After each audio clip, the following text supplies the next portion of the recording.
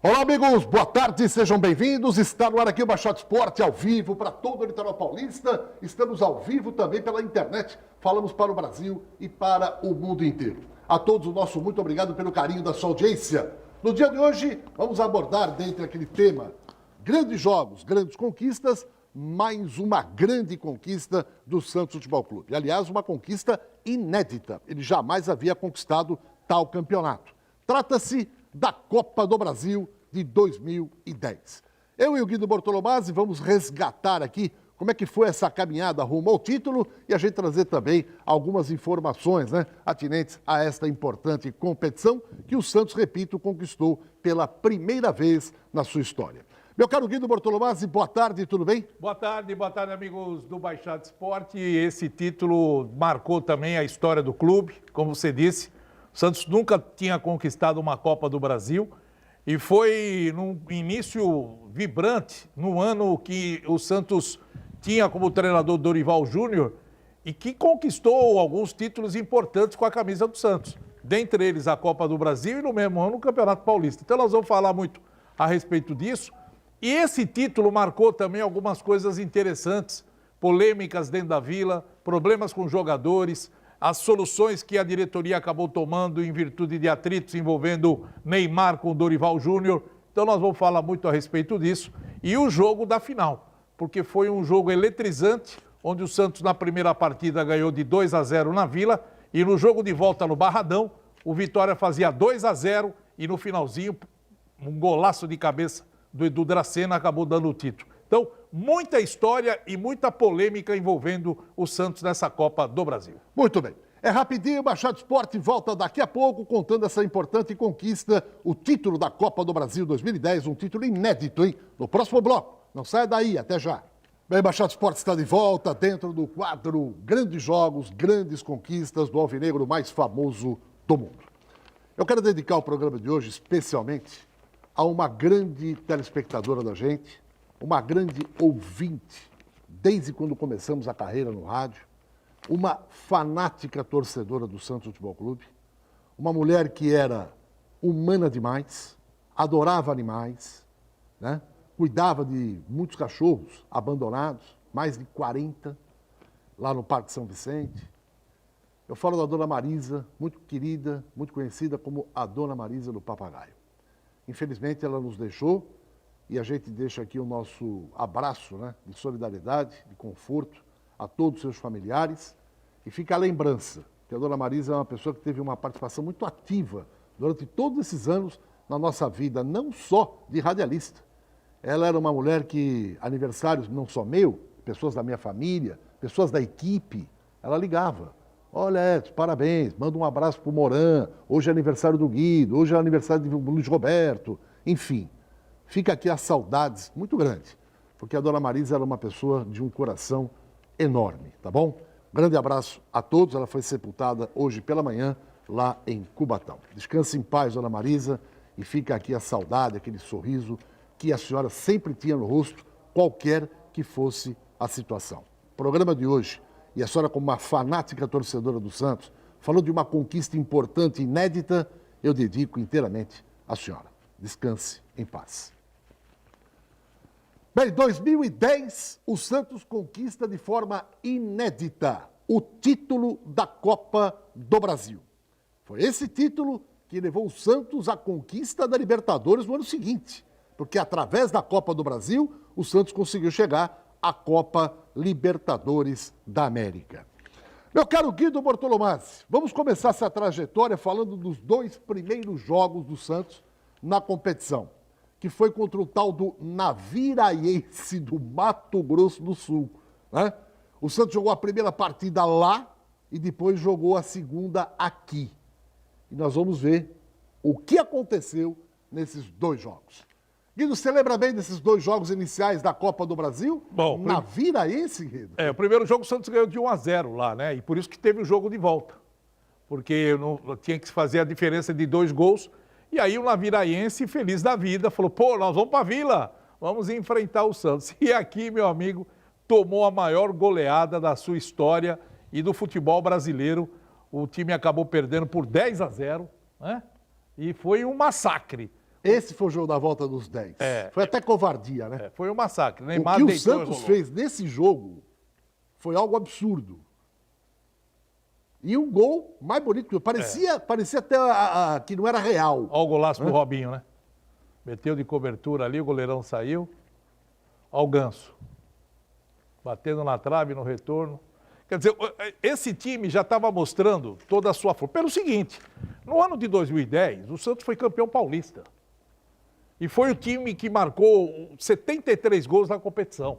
O time tinha um volume de jogo monstruoso. Olha o golaço que o Neymar fez, né? Isso é covardia, gente. Ele limpou todo mundo, ó, entrou na área. Isso aí pintou parece pra cá. videogame, não parece Aí o goleiro real. saiu, vai tocar, limpou o goleiro. E aí, de brincadeira, faz esse baita golaço. Foi um jogo em que a torcida do Santos, acho que nunca vibrou tanto como nesse jogo, né? Então, a gente vê, coitado do Naviraense, ficou na história, que pegou um time que tinha Neymar e o time jogava por música, o time estava jogando muita bola. Essas triangulações que o Santos fazia há muito tempo que a gente não via. E até hoje, né? Mata saudades ver isso daí, não mata? Porque você não vê isso hoje mais. Dificilmente você vê isso no futebol brasileiro. Isso que o Santos fazia em 2010, né? O time que foi montado ali com essa juventude, porque o Santos era um time jovem, com jogadores experientes, como é o caso do próprio Robinho, que veio para fazer a diferença no ataque, e o Neymar, que estava subindo uma barbaridade, começou toda a sua volúpia, a sua carreira, e o Ganso, que era considerado o melhor meia-esquerda do futebol, porque ele vinha também num crescente monstruoso, todo mundo olhava que o Ganso era a estrela do Santos, e aí o Neymar começou a surpreender, e acabou até passando, ofuscando o Ganso, né? Porque o Ganso era, sem dúvida nenhuma, o grande jogador do time do Santos naquela época. Você só falava em Santos e falava Ganso, era o Ganso, era o Ganso. E aí o Neymar, aos poucos, veio comendo pelas beiradas e acabou se tornando o grande ídolo da torcida, o principal jogador do time do Santos. Olha, esses gols que nós vimos aí contra a Naviraense na Vila, o Santos ganhou de 10-0. Eu tenho uma história muito importante para contar, porque ela está relacionada diretamente à minha participação como narrador nessa partida. Semanas antes, eu havia me submetido a uma cirurgia de pedra na vesícula e não pude mais narrar alguns jogos. Aí o meu amigo Tony Vasconcelos falou, Edson, deixa que eu levo o barco por enquanto. E o Tony, a quem eu mando aqui um grande abraço, foi lá e empunhou o microfone e foi narrando alguns jogos enquanto eu me recuperava da cirurgia da pedra da vesícula. Só que aí começou uma pressãozinha, porque afinal de contas, né? Falou, quando é que você volta? Quando é que você volta? Tal. E aí eu falei o seguinte, sabe uma coisa? O Santos vai jogar com a Naviraense. Eu vou fazer esse jogo. Poxa, mas os médicos falaram, você tem que ficar mais tempo em casa. Tá? Eu fui lá, eu vou narrar o jogo. E fui para a Vila e narrei. Eu achava que ia ser 2-0, tá? O Santos ia fazer um jogo tranquilo. Não esperava que fosse 10. E o que aconteceu? Eu narrei o jogo e estourou meus pontos da cirurgia, em plena cabine da Vila Belmiro. Quando eu saí da cabine, que eu peguei o elevador, eu estava com uma poça de sangue na minha camisa. As pessoas olharam assustadas e falaram, o que foi, Edson? O que aconteceu? Eu falei, não foi nada não. Fui direto pôr na costa. Cheguei na costa, a enfermeira pensou que tinha sido baleado. Colocaram lá numa maca e tal. Aí o médico foi, contei a história. O médico era santista, inclusive. E aí falou, olha, você foi submetido à cirurgia, então o que você fez? Eu fui narrar o jogo. Eu falei, você é louco, rapaz. Estourou os pontos. Então isso daí, eu não esqueço nunca mais na minha vida. Segue a carruagem aí. A vítima foi o Naviraense. Depois do Naviraense, veio o Clube do Remo. Nesse mata-mata, era o seguinte, era um jogo lá, outro cá. Porém, se no jogo de ida fizesse 2 gols de diferença, o vencedor, o visitante, não tinha jogo da volta.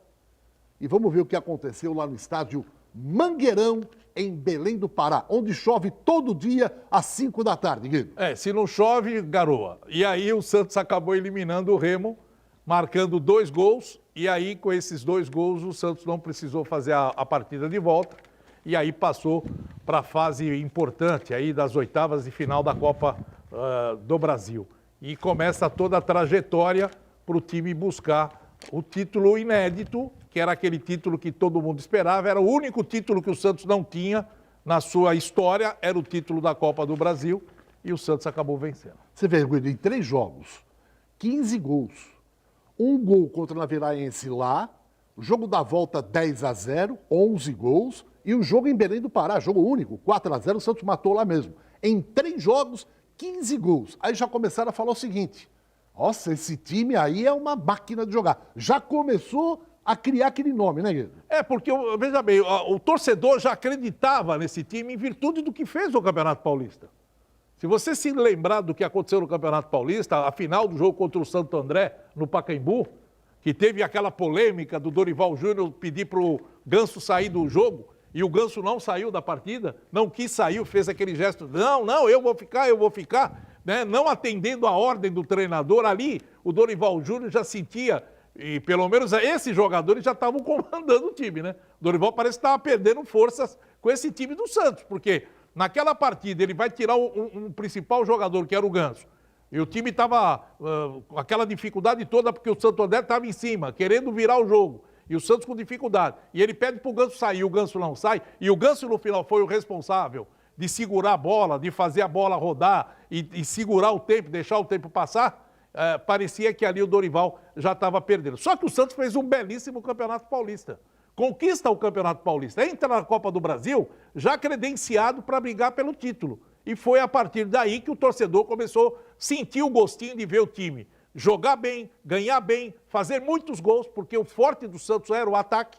O Santos no Campeonato Paulista fez 73 gols, então a expectativa era essa. O Santos vai embalar na Copa do Brasil e tem tudo para segurar aí, passar por os times que tinham boas equipes nessa competição, mas chegar no título da competição. Era a chamada máquina de fazer gols, né? Grande abraço, meu amigo Edivaldo, lá na Cedetran, acompanhando aqui o nosso Machado Esporte, matando saudade dessa conquista que foi inédita, hein? O título da Copa do Brasil 2010. Aliás, essa foi a 22ª edição da Copa do Brasil. O Santos jamais havia ganho tal competição.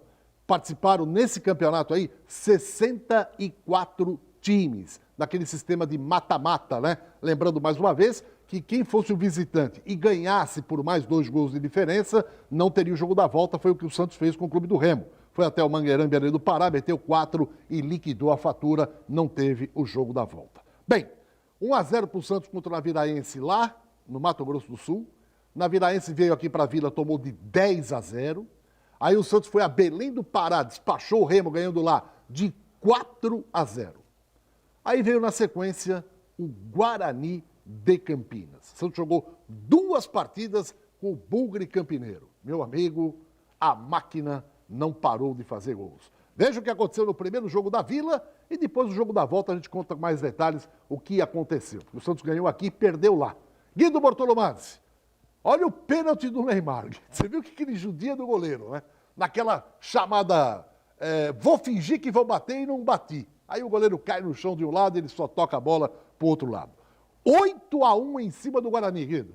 Mais um massacre, né? Mostrando aí o que o ataque do Santos...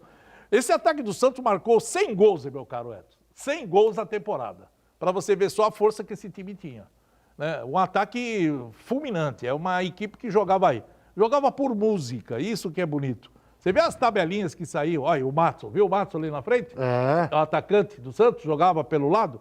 O Matos estava nesse time aí, hoje está no São Caetano, né? Jogando pelo São Caetano. Mas esse time do Santos, a velocidade que a equipe tinha, né? O time jogando, olha, tudo na tabelinha rápida, conclusão certeira ali. Olha quantos caras de branco na área aí, ó. E era certeira. E o Neymar já fazendo a alegria do povo, menininho ainda, né? Você vê que o rostinho dele de menino ainda, ele fazia, porque ele era garoto mesmo, o Neymar tinha 18 anos, 17 para 18 anos nesse time, e já voando baixo. Quer dizer, o time fazia gol um atrás do outro, só fazia a alegria do torcedor. Olha, esse jogo foi 8-1. E aí tinha o jogo da volta em Campinas. O que o Dorival Júnior fez? Ele poupou todo mundo.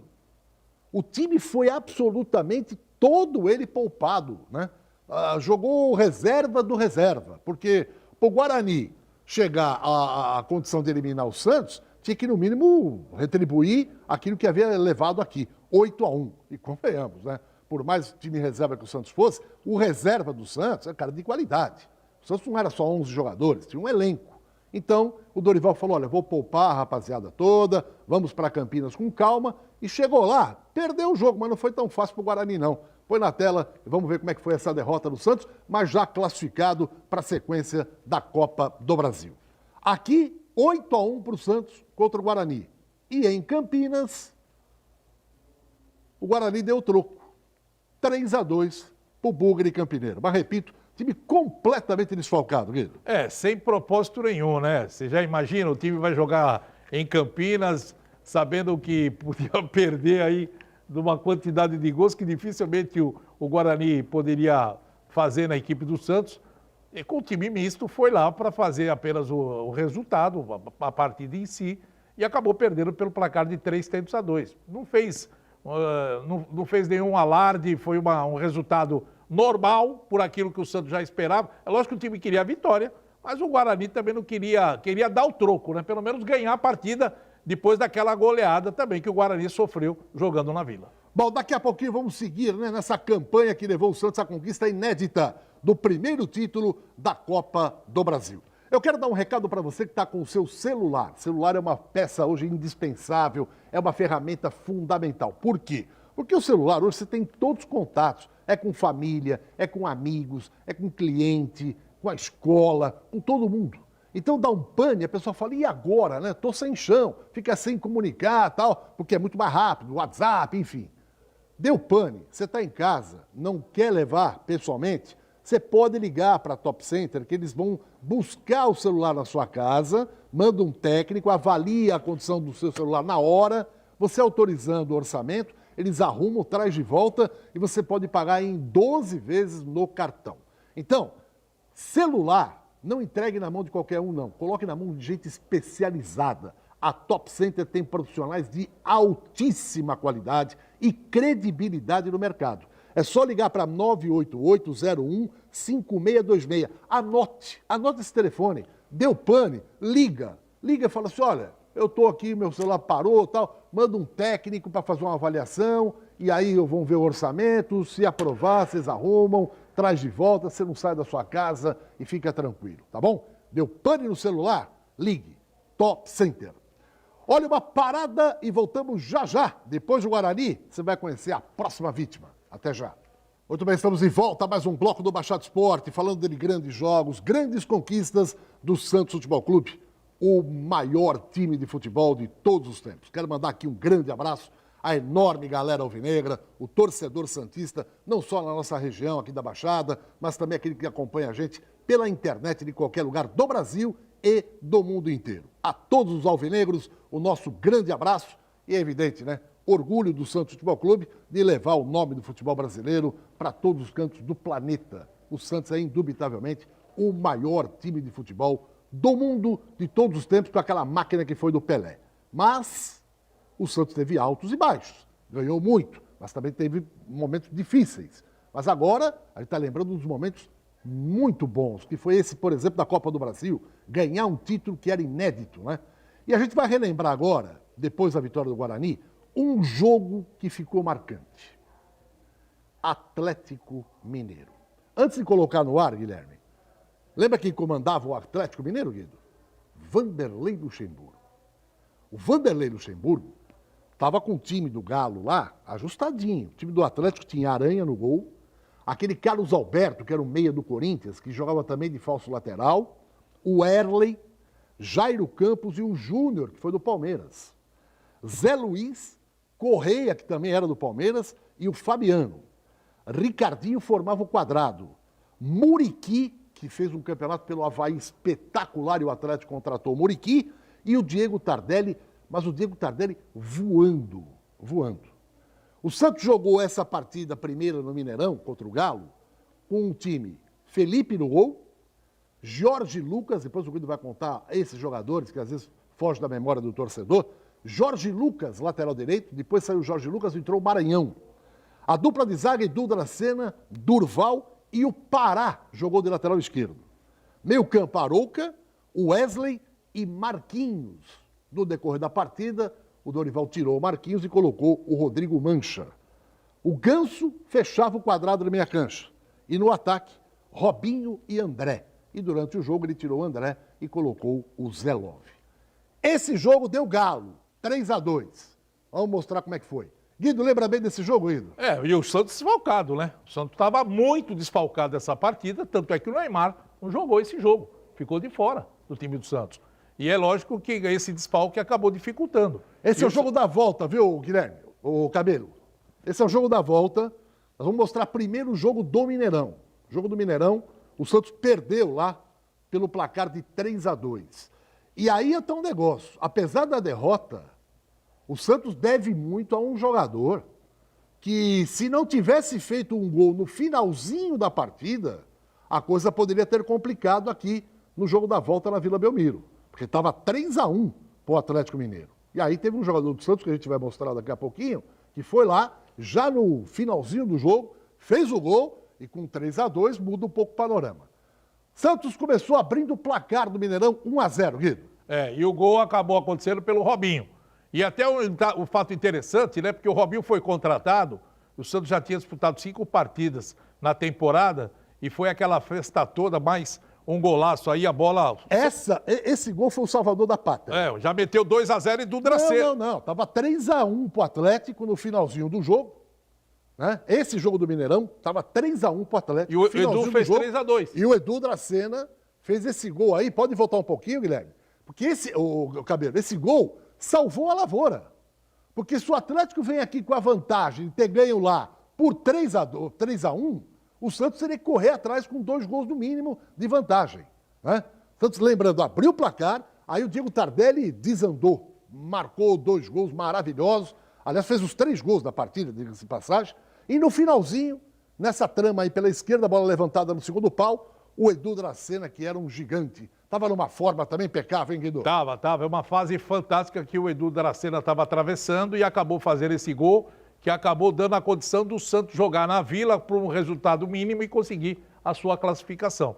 E aí o importante foi esse gol. E eu estava ressaltando aqui a presença do Robinho, porque aí o Neymar não jogou essa partida, o Robinho acabou fazendo a diferença do jogo. E o Robinho, naquele ano, quando chegou na Vila, é bom a gente recordar, porque a gente está contando a história de tudo o que aconteceu em 2010, foi um ano fantástico para a história do clube e para a imagem do Santos. Né? O que aconteceu em 2010, eu acho que dificilmente vai acontecer outra vez, no mercado do marketing esportivo. Porque quando o Robinho chegou, para quem não se lembra, o Robinho chegou de helicóptero na Vila, com a presença do Pelé. Pelé recepcionando o Robinho. A Vila estava chapada, estava lotada a Vila Belmiro. Parecia que era final de Copa do Mundo. E o Robinho chegou ali, desceu. Foi uma festa fantástica. Olha, poucos jogadores eu acho que tiveram uma comemoração de uma chegada como essa que o Robinho teve. Ser recebido pelo rei... Pô, é brincadeira, né? Fala sério. O Pelé chegou, esperou o Robinho chegar, desceu ali e a galera foi à loucura com a presença do Robinho. Essa contratação deu um impacto na equipe monstro, porque o Santos já tinha um bom time. Era um time agressivo, um time com volume, um time com qualidade. A chegada do Robinho, o Robinho estava no auge ainda da carreira, né? O Robinho estava voando baixo e o Robinho chegou e acabou detonando, porque a partir daí o Santos cresceu uma barbaridade. E esse ano tudo aconteceu, né? Nós vamos contar outras histórias, porque o Edson citou a presença do Felipe no gol contra o Atlético Mineiro, e daqui para frente vocês vão começar a ver que o goleiro mudou. E quem começou a jogar no gol foi o Rafael. O Rafael, que foi o principal jogador, um dos principais, na conquista da Copa Libertadores de 2011. O Rafael acabou sendo o titular. E tem a história do porquê o Felipe perdeu a posição. Nós vamos contar daqui para frente. Mas o Felipe perdeu a posição só no jogo decisivo, hein? Porque o jogo da ida, aqui na Vila Belmiro contra o Vitória da Bahia, o Felipe foi o goleiro titular. Na volta em Salvador, é que ele perdeu a posição e você conta isso daqui a pouquinho. Só outro detalhe também importante. Essa vitória do Atlético Mineiro, 3-2 lá no Mineirão, Vanderlei, o treinador do Galo e tal, eu não sei por que cargas d'água, vocês vão de lembrar. Os jogadores do Santos fizeram uma espécie de um pacto entre eles e fizeram um coro, e isso aí foi para o Brasil inteiro. Eles cantavam, Vanderlei, a sua hora vai chegar, entendeu? Criaram um clima, parecia que estava todo mundo querendo tirar uma forra com o Vanderlei. E a volta foi um clima meio hostil, não só por parte da torcida, mas o Vanderlei também achou porque os jogadores do Santos que criaram todo esse clima do jogo. E aqui o Santos havia perdido lá por 3-2 e fez o resultado aqui e conseguiu a classificação. Na tela, o jogo da volta, 3-1 para o Peixe na Vila Belmiro. Foi um jogaço esse aí, Guido. Você tem que se recordar que o Vanderlei chamou o Neymar de filé de borboleta, cara. Você não se lembra disso? Mas foi uma forma carinhosa. Que carinhosa. Ele falou carinhosa, mas para alguns não foi. Chamar o Neymar de filé de borboleta, falando que o Neymar não jogava nada. E aquilo lá ficou marcado na história dos jogadores. E principalmente do Neymar. E foi aí que criaram esse negócio. A sua hora vai chegar e tal do Vanderlei. E aí o Santos começou a jogar uma barbaridade. E aí o time completo, contra a equipe do Atlético Mineiro na Vila, o time mostrou tudo que sabia e aí partiu para cima e fez um partidaço e buscou a sua classificação. Esse jogo da volta aí o Santos meteu 3-1. Eu falei que o Vanderlei Luxemburgo foi o alvo dos jogadores e da própria torcida também. Logo após esse jogo, ele falou, eu não vou dar coletiva. Não me façam perguntas. E a gente até pela Rádio Cultura, na época, né? Falou, pô, vamos ouvir o que o Vanderlei está falando, vai falar? Porque ele saiu muito irritado com aquele clima todo. E ele falou, eu não vou aceitar pergunta de ninguém. Eu só quero dar um desabafo. E para quem não lembra o que falou o Vanderlei Luxemburgo, nós temos aqui. Põe no ar. Da mãe do Robinho, eu estava do lado dele, caminhando junto com ele, preparando a volta dele e articulando tudo, negociando. Esse grupo hoje que cantou aquela música, que todo mundo achou muito legal, achou que não tem problema nenhum, é porque ninguém vem ao campo, os que ficam de terno e gravata, que eu citei isso, não vem ao campo para se jogar, cuspir nele, para você xingar a sua mãe, para ser isso, aquilo, hostilizar da forma como eu fui. E aí você vê o André que estava aí, eu peguei pro time de cima, o Neymar eu tratei com muito carinho, o goleiro, né?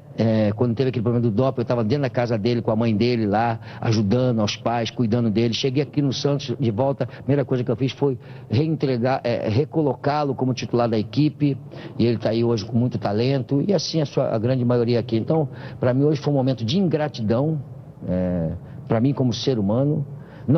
Eu acho que eu não merecia isso de um clube que eu me doei o máximo e que construí muitas coisas bonitas aqui. E eu acho que eu entendo, sabe, o posicionamento de qualquer pessoa que seja contrário ao que eu estou falando, para ser respeitado. Mas eu gostaria que as pessoas passassem, na hora de analisar, para o ser humano que está sendo atacado, para ver como é que se sentiria. Então eu me senti muito mal, me senti muito assim... caído, trabalhei o jogo normalmente, queria ganhar. O Santos não tem nada que contestar a sua vitória, porque esses moleques na arte de jogar bola, eles jogam muita bola, e espero que o Robinho, né, que puxou isso, que não entendeu que está lidando com uma pessoa mais velha, um homem que o ajudou muito, que o ensinou muita coisa, possa ter essa mesma molecagem numa Copa do Mundo, que consiga caminhar numa Copa do Mundo, chamando a responsabilidade, como chamaram hoje aqui, jogando bola com a magia, com a maestria e com a qualidade que eles têm, tá certo? Eu não vou perguntar, que eu só vou falar isso aqui, não vou responder, não adianta perguntar que eu não vou responder. É um pronunciamento meu, eu quero que respeite isso aí. Então, eu saio daqui hoje com a minha cabeça tranquila, que eu estou no futebol há muito tempo, perdi para um time que jogou bola, não tenho nenhuma coisa que reclamar, o meu momento é pessoal. Minha história acabou com o Santos aqui hoje. Depoimento pesado. Então, para você ver só que o ano de 2010 mostrou um Santos com uma qualidade incrível, mas mostrou também vários problemas que foram criados ao longo de 2010. Com esse elenco do Santos, problemas que acabaram afetando alguns jogadores, acabaram afetando a imagem do clube, polemizaram durante algumas coisas que aconteceram. Uma delas foi na Páscoa, não sei se você se recorda, esse elenco ia fazer uma ação de graça no lar espírita aqui de Santos, uma casa espírita, né? E nesse dia, o Santos ia distribuir ovos de Páscoa para as crianças lá. E encheu o ônibus de jogadores. E foram para lá. Quando chegaram na porta e viram lá Lar Espírita, Ismênia de Jesus, acho que foi o Ismênia de Jesus. Os jogadores, parte deles não desceram do ônibus. E aí criou uma polêmica por causa da religião, que uns eram evangélicos, outros eram católicos, outros não tinha assim... Mas ninguém pensou nas crianças, só pensaram no que estava escrito ali na porta. E a ação que o Santos ia tomar. Bom, virou a maior polêmica, aquele problema.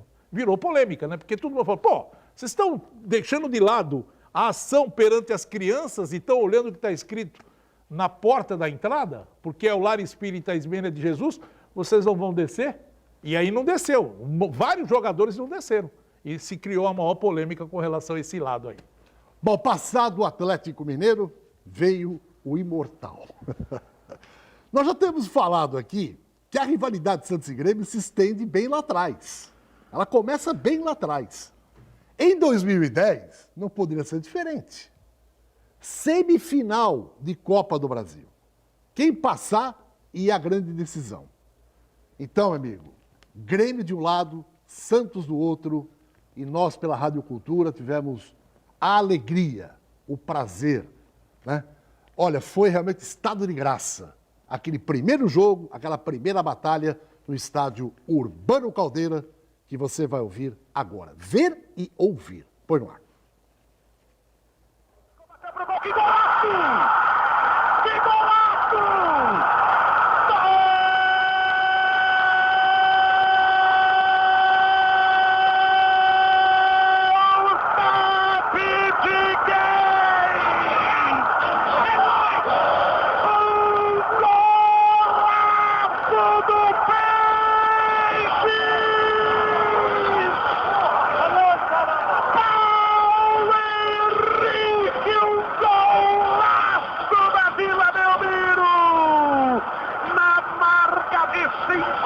Etapa complementar de jogo.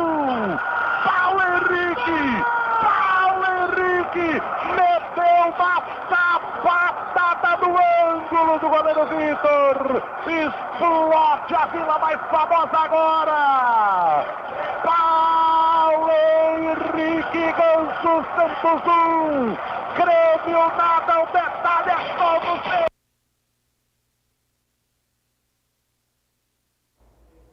Para Robinho, para André domina, fugiu da marcação para Robinho, vai pintar para o cobertura, um golaço! Golaço! Golaço! Golaço!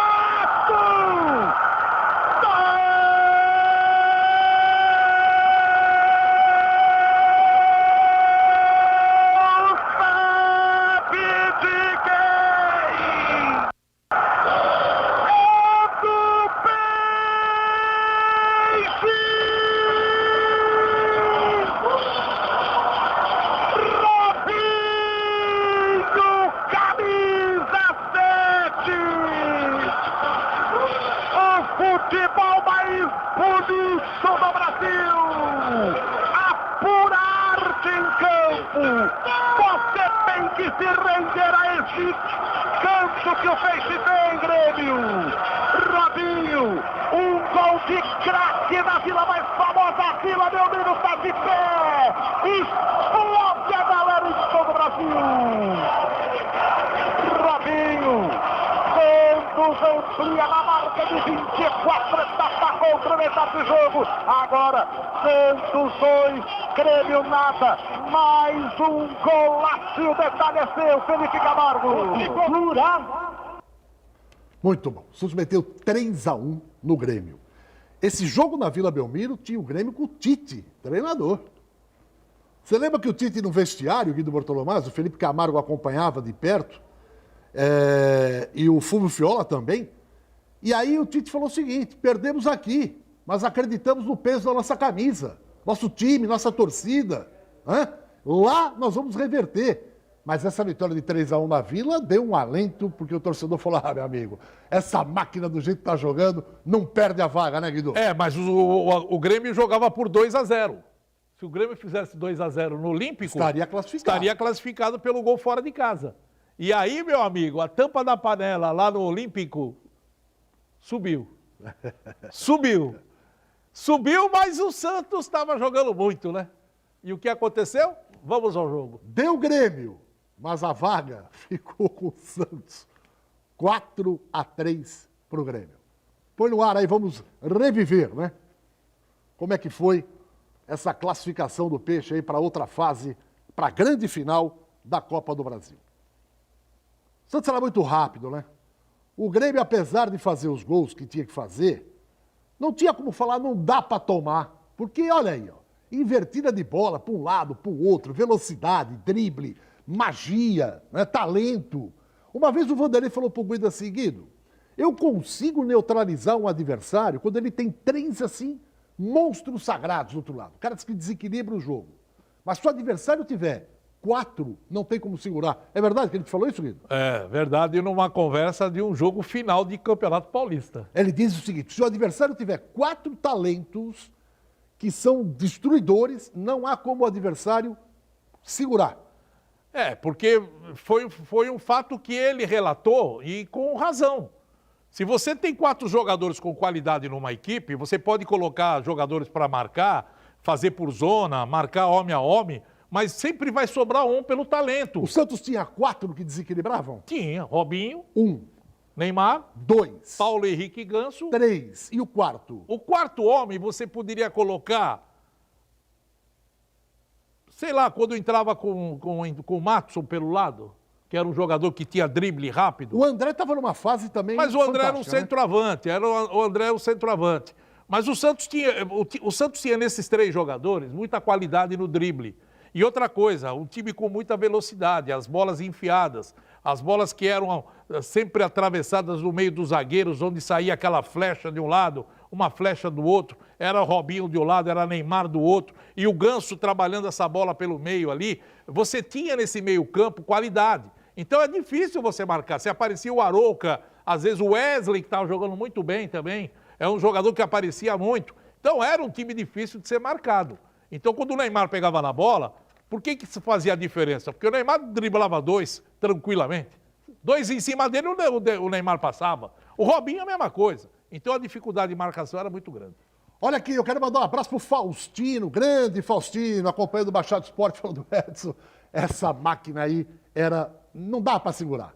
Não dava, era um time muito, muito técnico, um futebol moleque, né, que envolvia o adversário. Tanto é que o Jô Soares, pela primeira vez, eu vi isso num programa de entrevista, o Jô Soares levou a molecada, levou o time inteiro lá. Então era isso que eu ia falar. Para entrevistar os jogadores. O Santos, era moda, fala do Santos era moda no futebol brasileiro. O Santos, naquele ano, ele se superou na mídia, se superou no marketing esportivo. Porque o Santos apareceu com essa garotada, que era um time jovem, e um time de brincadeira, porque foi através do Santos que começaram as dancinhas. Quase você não via isso, você não via a dancinha dos jogadores, né, brincarem. E o Neymar começou com esse negócio da dancinha, aí juntava todo mundo, era dancinha para lá, dancinha para cá, na hora dos gols, das comemorações. Isso aí invadiu o futebol brasileiro a partir daí. E o Santos, nessa empolgação com essa garotada, esses jogadores que faziam o torcedor vibrar de emoção, e todo mundo estava louco, porque todo mundo via o Santos jogar e todo mundo queria ver. E aí o Santos apareceu em todas as mídias. E pela primeira vez na história da televisão, o time inteiro do Santos foi num programa de TV que foi do Jô Soares. Fizeram o programa inteiro. Aí apareceram em outros programas também. Naquela época já existia um pool de trabalho em cima desse elenco do Santos, em cima desses jogadores. E aí o time ficou no mundo inteiro conhecido por aquilo que estava fazendo no campeonato. No próximo bloco, vamos falar da decisão, né, das 2 partidas decisivas da Copa do Brasil. Santos e Vitória da Bahia. Primeiro jogo aqui e o jogo da volta lá no Barradão. Até já.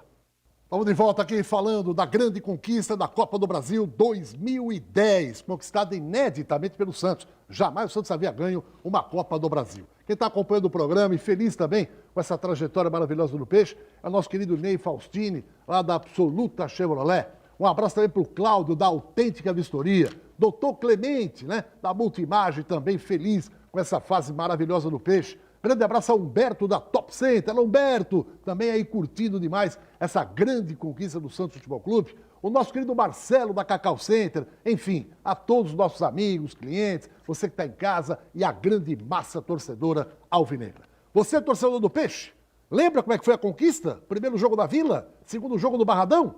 Vamos lá, Guido. Mas antes tem um fato curioso. No pique, Guido. No pique, o Santos teve problemas de uma brincadeira envolvendo alguns jogadores.